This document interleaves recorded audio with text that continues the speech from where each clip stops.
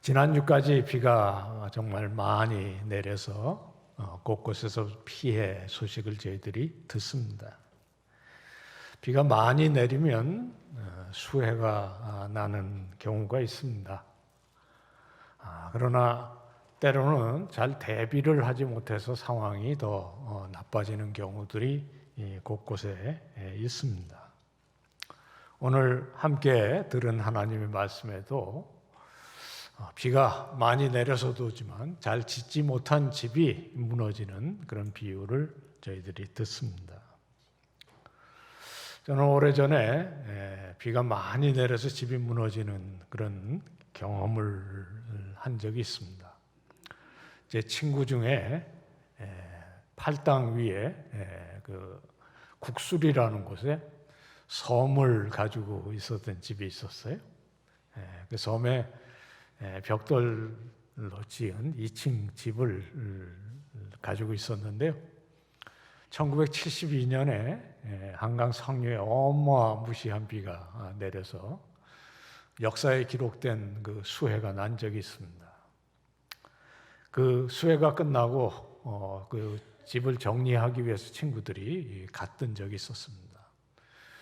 놀라운 거는 섬에 가보니까 정리할 것도 없더라고요. 집이 다 그냥 2층 집, 벽돌집이 집 채 떠내려가 버린 거예요. 그 수해가 났을 때 제 친구 동생이 그 집에 있었습니다. 하마터면 큰일 날 뻔했는데 그 동생 얘기가 뭐 멀쩡했었는데 갑자기 그 집 앞에 있는 집안이 터지더니 샘 솟듯이 물들이 솟더라는 거예요. 분수처럼. 그리고 이제 뱀들이 또 막 꿈틀거리고 집으로 몰려오는 일이 있다가 그 다음에 물이 그렇게 심한 홍수가 왔다는 거예요. 2층에 있다가 가까이서 구조돼서 큰일은 없었습니다. 그러나 2층 벽돌집이 송두리째 떠나려간 것은 사실이거든요. 그 이유는 딱 하나입니다. 그 집에 기초가 반석이 아니고 모래였기 때문입니다. 이런 생생한 경험들은 오늘 비유의 내용을 우리들이 새기게 그렇게 됩니다. 성경에도 곳곳에 우리 인생에 살아가는 것을 집에 비유한 그런 경우들이 있고요. 오늘 우리 예수님은 두 집 짓는 사람들을 대조해서 우리들에게 영적 교훈을 주고 계시는 것이죠. 예수님이 이 얘기를 하신 것은 그 앞에 길게 하나님의 말씀을 전하고 난 다음이셨습니다. 마태복음 7장에도 똑같은 비슷한 표현들이 있습니다. 잘 아시는 대로 마태복음 5장, 6장, 7장이 예수님의 첫 설교, 산상보훈입니다. 심령이 가난한 자는 복이 있나니 천국이 저희 것이다. 이렇게 시작하는 말씀이고요. 의로 핍박을 받는 사람, 그런 사람들이 복이 있다. 그러셨고요. 또 이어서 너희에게 오리를 가자고 하는 사람에게는 심리를 같이 가고 겉옷을 달라고 그러는 사람에게는 속옷까지 벗어주라 하는 그런 말씀으로 이어지는 긴 말씀들입니다. 그 내용들은 조금 충격적이고 이게 따라서 행하기 쉽지 않겠다 그렇게 느끼는 말씀들이에요. 그러나 그 긴 설교의 끝은 너무너무 쉽습니다. 두 집 짓는 사람, 한 사람은 무너지지 않는 집을 세우고 또 한 사람은 애써 똑같이 수고를 했는데 몽땅 무너져서 참 안타깝고 아쉽다 하는 말씀을 주신 거죠. 저도 오늘 이 내용을 길게 설명드리거나 그러지 않아도 될 것 같습니다. 두 사람이 똑같은 일을 한 거죠. 모래 위에 집을 짓든지 반석 위에 집을 짓든지 아마 수고는 거의 똑같이 했을 거예요. 기둥을 세우고 벽돌을 쌓고 지붕 쌓는 거 그거 뭐 두 사람이 크게 차이가 나는 일이 아닌 거거든요. 문제는 똑같이 수고를 하고도 결과가 너무너무 달랐다는 거죠. 그러니까 이 마지막 비유의 핵심은 똑같은 일을 했는데 마지막의 결과가 너무 다르다 하는 데 있습니다. 이 비유의 내용의 핵심은 끝에 있습니다. 비가 쏟아질 때 무슨 일이 벌어지느냐 하는 것입니다. 집이 무너지는 것을 직접 경험을 안 해도 예수님께서 지금 무슨 말씀을 하고 계시는지를 우리는 쉽게 깨달을 수가 있습니다. 왜냐하면 우리 인생에는 모든 일의 결과에 반드시 평가가 따르기 때문입니다. 학생은 공부 열심히 하면 그때 가서 학기 말고사를 보고요. 그때 성적이 한 학기 동안 건성으로 했는지 진짜 제대로 했는지가 딱 평가가 되는 것입니다. 여러분 가운데 사업하시는 분들은 연말 정산할 때 그게 드러나는 거고요. 우리 인생은 마지막 날에 정말 보람 있게 살았다. 이제 부르셔도 뭐 나는 여한이 없다. 그렇게 할 수 있느냐가 우리의 삶의 평가가 되는 것이죠. 또 인생에는 원치 않지만 크고 작은 시련들이 있어서 인생의 끝이 아니더라도 우리가 잘 살고 있는지를 시시때때로 평가를 받게 되는 경우가 많습니다.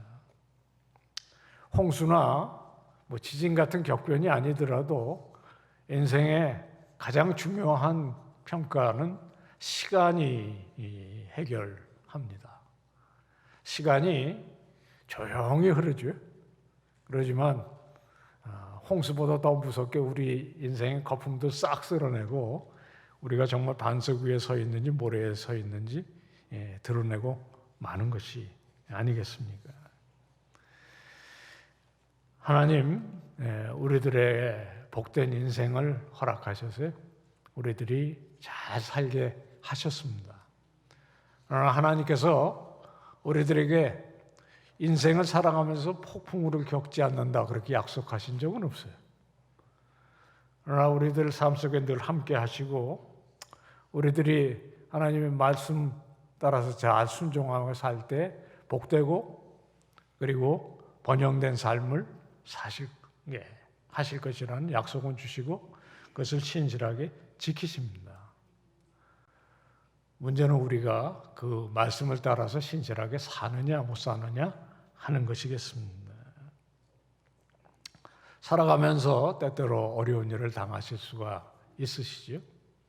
그럴 때 우리가 정말 기억해야 되는 것은 하나님의 신실함을 붙잡고 우리들이 늘 하나님의 신실하심을 의지하시면서 우리가 할 일을 잘 하는 것이 중요하다 하는 교훈을 오늘 이 말씀에서 다시 새겨볼 수가 있겠습니다.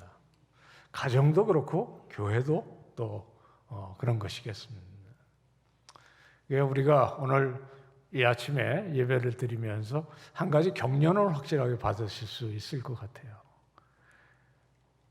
우리가 지금 이 자리에 예배 드리러 나왔다는 사실, 그 굉장히 격려를 받으실 일이라고 저는 생각합니다. 아무도 안 그런 것 같으신가요? 지난 3년 동안 우리는 코로나19라는 그 정말 한국 교회가 겪어보지 못했던 그리고 한국 사회가 겪어보지 못했던 뭐 시련, 폭풍우 같은 것들 경험했습니다. 이 자리에 저나 여러분이나 예배드리러 이렇게 굳세게 서 있다는 것, 코로나19라는 홍수에 떠나가지 않으셨기 때문에 여기 있는 것 아니겠습니까? 그러니까 참 감사한 일이고요. 또 한국 교회가 이렇게 신실한 성도들이 지금도 이 자리에 그 어려운 시간을 보내고 있다는 것은 정말 감사한 일입니다. 그래서 우리들이 예배 시간이 소중한 것이고 또 이 자리에 있다는 것 자체가 하나님께 감사해야 되는 제목이라고 저는 생각합니다. 신앙인 하나님의 말씀을 따라서 굳세게 살아가는 것이 중요하다는 것을 모르는 사람은 없습니다. 이 비유에 나오는 두 사람 다 집을 지으면서 그 집 지을 때에 어떻게 해야 되는지를 모르는 것 아니고요. 또 결과가 어떻게 드러날지에 대해서도 모르는 것이 아니었을 겁니다. 왜냐하면 유대 지역은 평소에는 굉장히 메마르지만 비가 내리면 예상치 않은 곳에서 물이 흘러서 탕류가 올라오고 그리고 홍수가 닥쳐서 집이 무너지는 경우를 더러 볼 수 있는 지역이기 때문에 그렇습니다. 예수님께서 이 말씀을 하신 것도 아마 그런 현실 속에 살아가는 사람들을 염두에 두고 하신 말씀이라 이해하기 그렇게 어렵지 않은 그런 경우입니다. 그리고 유대 사람들의 이 이스라엘 사람들의 전통에는 꼭 설교 끝자락에 이렇게 끝나는 경우 굉장히 많습니다. 구약 성경에도 모세도 그랬고요, 여호수아도 그랬고 평생에 말씀들을 하고 난 다음에 꼭 끝에는 너희 앞에 생명과 죽음의 길이 놓여져 있다. 그래서 이 말씀대로 잘 따라서 살면 번영과 행복과 탄탄한 인생이 있을 것이고 그렇지 못할 때에 역경과 어려움이 있을 것이다. 이 둘 중에 하나를 택하라. 이렇게 모세도 그렇게 했고요. 여호수아도 그랬고 백성들은 또 그 말에 아멘하고 그렇게 신실하게 살아갔거든요. 예수님도 그 전통에 따라서 아마 이 말씀을 하고 계신 것이 분명합니다. 근데 이제 문제는 그 다음에 있는 것이죠. 우리가 오늘 그 혹독한 지난 3년을 보내고 이 자리에 있다는 것 감사하고 그리고 예배 시간이 은혜로운 것도 굉장히 감사하고 중요하지만 정말 이제 중요한 것은 예배를 다 마치고 문을 나가서 우리 삶으로 돌아갔을 때 한 주일을 우리가 어떻게 사는 것이냐. 그것이 중요하다는 말씀을 이 말씀 가운데 다시 한번 새겼으면 참 좋을 것 같습니다. 또 그러려고 우리가 이 자리에 모였다는 것을 잊지 않으셨으면 좋겠습니다. 저는 지난 몇 주간 충신교회에 와서 설교를 하면서 너무너무 감사한 그런 마음입니다. 너무 잘 들으시고 또 찬양할 때 힘이 있으시고요. 성가대는 우리가 찬양하고 나면 의례적이 아니라 그냥 마음속에서 우러나와서 박수와 아멘으로 하나님께 화답하고요. 그러니까 이런 교회는 정말 복된 겁니다. 저는 이곳저곳을 좀 다녀보지 않습니까? 한국교회가 다 이랬으면 좋겠는데 꼭 다 그렇지는 않은 것 같긴 해요. 그러니까 이렇게 살아있는 예배를 드리면서 우리들이 이 속에서 한 주일의 피곤을 내려놓고 은혜 받고 돌아갈 수 있다는 것은 굉장히 이 시대를 살아가는 이 어려운 인생을 살아가면서 복이 되는 것이 분명합니다. 문제는 여기서 우리가 은혜를 받는 것도 중요하지만 결국에는 한 주일의 삶 속에 정말 여기서 받은 은혜가 우리 삶 속에서 드러나는 것이 굉장히 중요한 것 아니겠습니까? 우리 충신교회는 설교자들이 너무너무 복을 받을 수 있는 곳인 것 같아요. 우리 담임 목사님께서 말씀을 잘 전하고 또 목회를 잘 하셔서 그럴 것이라고 생각은 합니다. 그런데 보시면 하여튼 말씀 듣는 자세들이시나 이런 것들이 너무 감동적이세요. 지난 주일에 내려가서 식사를 하는데 한 집사님께서 자기가 있는 곳에서 설교가 조금 잘 안 들려서 잘 들으려고 긴장을 하고 그래서 참 조금 힘이 든다 그렇게 말씀을 하시더라고요. 그래서 제가 그 말씀을 들으면서 상당히 감동이 됐어요. 그냥 뭐 듣든지 말든지 그냥 무슨 말씀을 했는지 그냥 졸다가 깨다가 이렇게 가시질 않고 정말 긴장이 될 정도로 그렇게 들으셨다고 대단히 정말 격려가 되고 감사한 말씀이었어요. 그래서 제가 오늘 일부 예배 와서요, 조금 일찍 올라와서 우리 목사님들과 여기저기서 잘 들리는지 좀 테스트도 해봤어요. 조금 낫습니까? 잘 들리세요? 중요해요. 또 우리 앞에 계시는 나이 많으신 어르신 장로님 이렇게 아이고 참 얼마나 감사한지 모르겠어요. 우리 교회가 얼마나 정말 말씀을 중요하게 생각하고 하나님께서 여기서 지금 말씀하신다고 생각하고 듣고 마음에 새기는 거예요.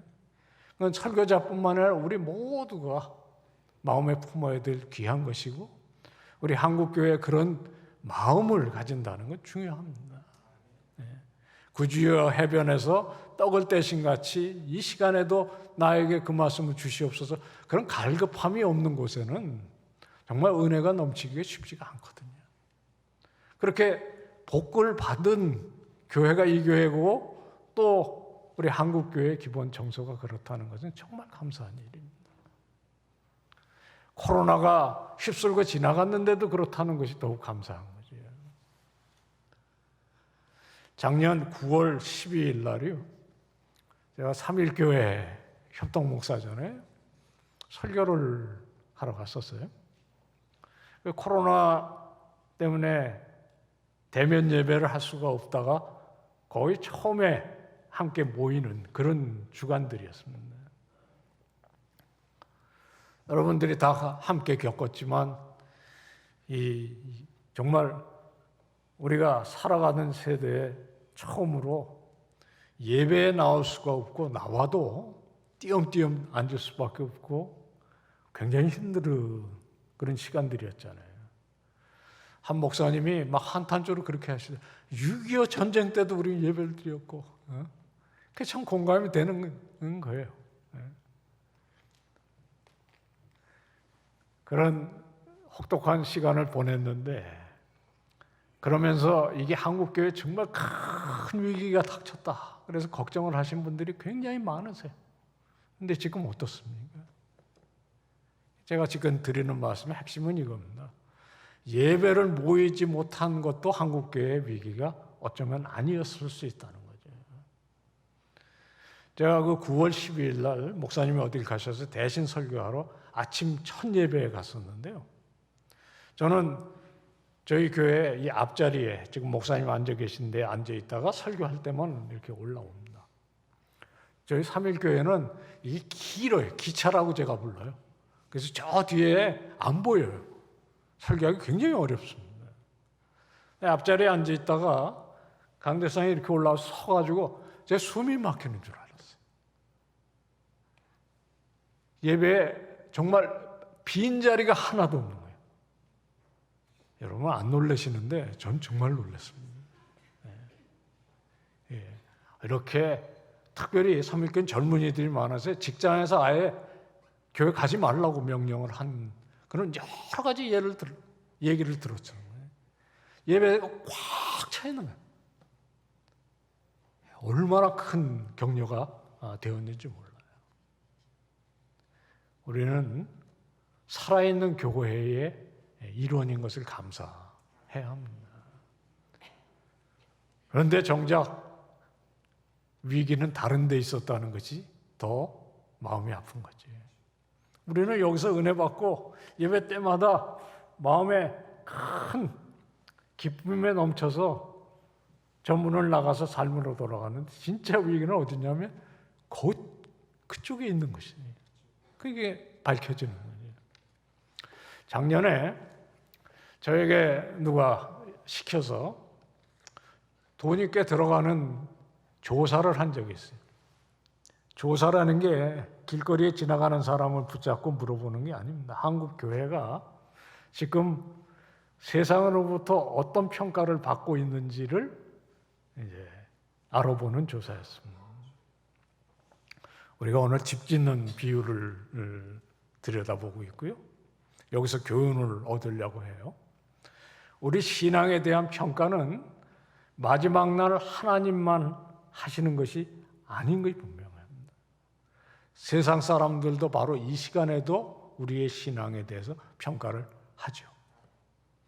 제가 학교에서 30년 정도 강의를 했는데 강의를 하면서 제일 신경이 쓰이는 때가 언제냐? 수업 다 마치고 학생들이 저에 대해서 강의 평가를 해요. 한 10항목 정도를 평가해서 점수가 나오는데 1년 차도 그렇고 10년 차도 그렇고 30년 차도 그렇고 제가 마지막에 끝나는 데까지 그 숫자에 굉장히 신경이 쓰여요.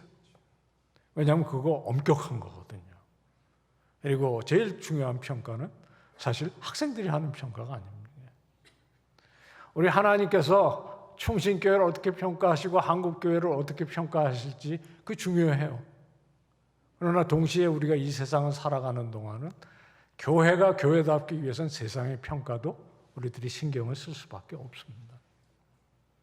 아까 제가 조사 얘기를 드렸는데 그냥 여기 사거리에 나가서 지나가는 사람들을 보고 교회가 어떻습니까? 그렇게 묻는 거 아닙니다. 이거 조사에 2,500만 원이 들었어요. 예수 믿는 분, 안 믿는 분 가리지 않고 우리가 2,000명을 조사를 했어요. 그리고 여러 가지 분석을 했습니다.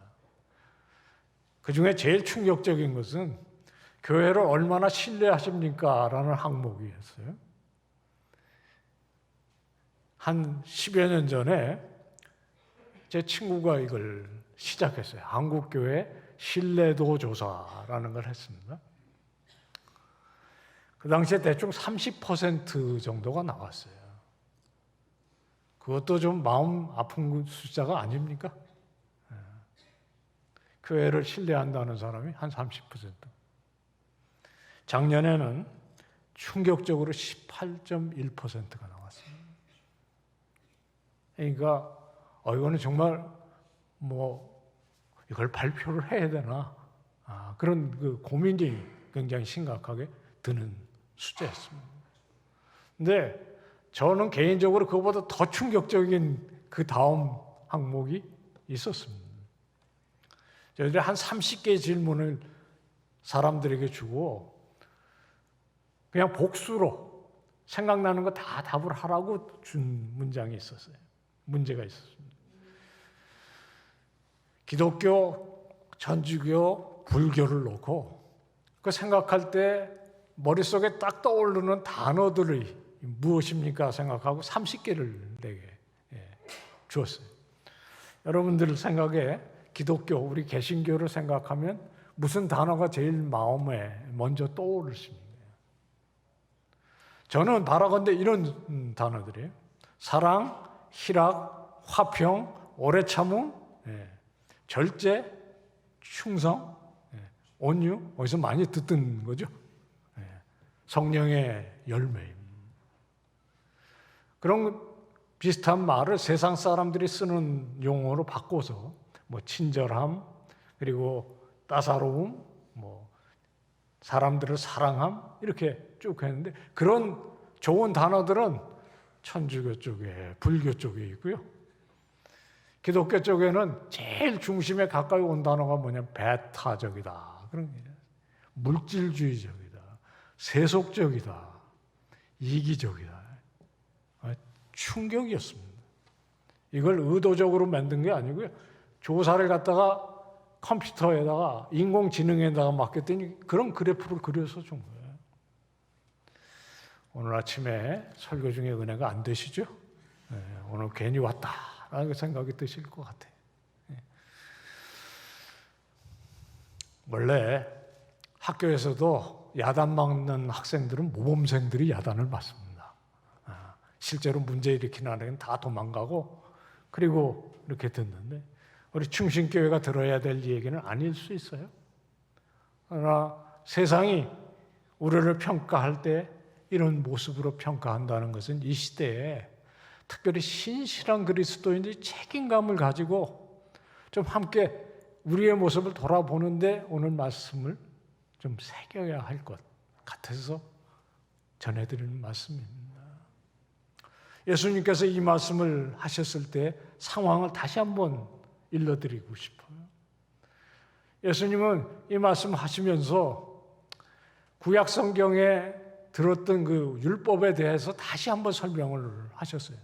너희가 들었거니와 살인하지 말라라고 들었는데 내가 너희들에게 이르니 사람들을 형제를 미워하거나 또 그들에게 바로 대하지 못하면 그게 바로 살인이다. 그렇게 해석한 거거든요. 사람들이 그 말씀을 들으면서 야, 우리가 회당에서 이렇게 듣던 메시지하고 다르다 하는 충격을 받고 은혜를 많이 받은 거예요. 여러분, 아까 말한 배타적인 그리고 위선적인 그리고 이기적인 물질주의적인 것 그거 어디서 많이 듣던 이미지 아닙니까? 성경에 그런 이미지를 가진 사람들이 있어요. 누굽니까?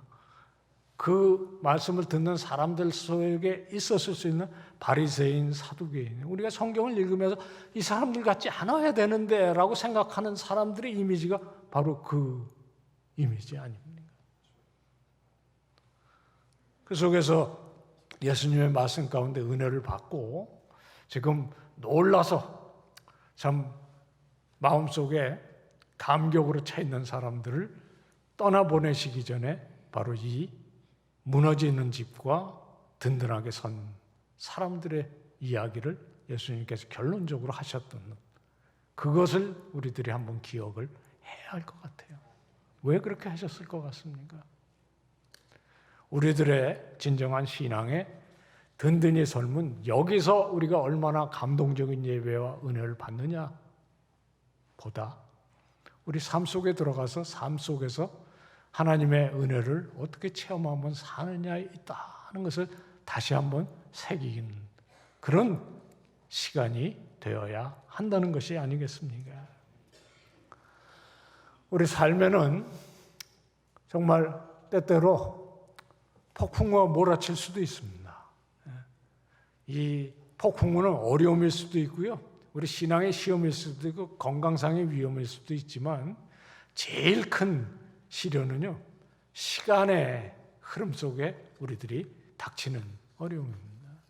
인생이 하루하루 시간이 지나가면서 결국에 끝자락에 우리들의 삶 속에 남는 것이 없이 우리들 삶이 다 벗겨진 삶으로 드러나는 거 얼마나 두려운 일이겠습니까? 우리들의 삶이 하나님의 은혜 가운데 늘 든든히 반석 위에 선 삶과 같이 되려면 우리들이 여기서 말씀을 들을 때 아멘으로 받는 것도 중요하지만 우리들의 실생활 속에 들어가서 월요일부터 토요일까지 정말 이 말씀을 붙들고 씨름하는 마음으로 사시는 그런 결단이 늘 이 예배 가운데 있어서 그것이 우리들의 삶 속에 하나님을 찬양하는 귀한 진리가 되어주시기를 축원드립니다. 오늘 예배가 좀 무겁죠? 그래서 마지막 한 예만 좀 격려가 되는 말씀 들었으면 좋겠습니다. 한 교회가 성지 순례를 이제 계획을 했을 때 실제로 일어났던 일이라고 그래요. 뭐 성지 순례 가려면 준비를 해서 돈도 모아야 되고 그래서 많은 사람들이 기대를 하고 있는데 한 분이 오셔서 목사님께 이렇게 얘기했대요. 목사님, 저는 너무너무 기대하는 가운데 요즘 하나 하는 게 있습니다. 10계명을 1계명부터 10계명까지 열심히 외우고 있습니다. 제 아내에게도 그 검증을 받고 있다. 그래서 왜 그러십니까? 그랬더니 이제 성지 순례를 가서 시내산에 올라가가지고 모세가 그 10계명을 받았다는 그곳에 서서 1계명부터 10계명까지 목청을 다해서 외우면 얼마나 은혜가 넘치겠습니까? 그랬더니 얘기를 했다는 거예요. 목사님이 듣다가 그러셨다는 거예요. 가시지 말고 그냥 집에서 하나하나 잘 지키세요. 이게 통하네요, 여기? 교훈이 분명하지 않습니까? 우리가 매주마다 여기서 모여서 은혜를 받고 정말 마음속에 큰 감동을 받고 가는 것 정말 귀하고 감사한 일입니다. 한국 교회가 이런 교회들로 서 있고요. 특별히 서대문구에서는, 아니 서울에서는 충신교회가 그런 교회로 서 있는 것, 주변에 소문이 잘 나면 좋겠습니다. 그러나 중요한 것은 이 예배가 안 믿는 사람들에게는 보이지 않는 것도 아니죠. 예수 믿는 사람들이 여기에 들어와서 우리가 예배를 얼마나 감동적으로 은혜롭게 드리는지를 모르지 않습니까? 세상 사람들이 아마 우리 충신교회 예배에 들어와서 처음부터 끝까지 잘 모르지만 앉아있으면 나도 이런 신앙을 가지면 좋겠다. 이 세상에서 듣도 보지도 못하던 메시지도 있고 정말 강남 스타일보다 더 은혜로운 감동되는 찬송도 있구나. 그렇게 될 것 같아요. 근데 그런 분들이 여기에 관심을 가지려면 그건 어디서 감동을 받겠습니까? 이웃집 아저씨에게 또는 옆집 아줌마에게 볼 수밖에 없는 거 아니에요? 그게 무슨 새삼스러운 일이 아니고 우리가 이 세상에서 그렇게 살 때에 그렇게 되어진다는 그 진리를 우리들이 잊으면 안 된다는 것입니다. 세상 사람들의 평가만 중요한 것이 아닙니다. 제일 저희에게 무서운 평가는 우리 딸들이고 아들들의 평가입니다. 우리가 여기서 얼마나 은혜를 받고 하나님 앞에 진실하게 사는지는 우리 집에서 다음 세대가 불꽃과 같은 눈으로 평가하고 있다는 것을 우리들이 잊지 않았으면 좋겠습니다.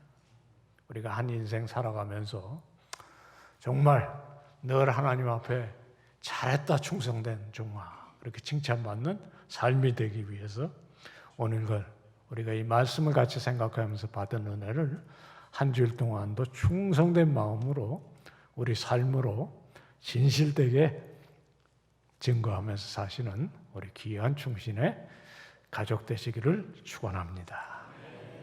은혜로우신 하나님 아버지, 저희들을 이곳에 불러 늘 시간마다 격려하시고 때로는 우리들의 마음을 깨우시기 위하여 꾸지람도 주시고, 그러나 우리들이 잘 살 수 있도록 격려하여 보내심을 감사합니다. 우리들의 삶이 하나님 앞에 살아있는 제사로 바쳐지는 한 주간의 삶이 되도록 은혜에 복을 더하여 주옵소서. 예수님의 이름으로 감사하며 기도하옵나이다.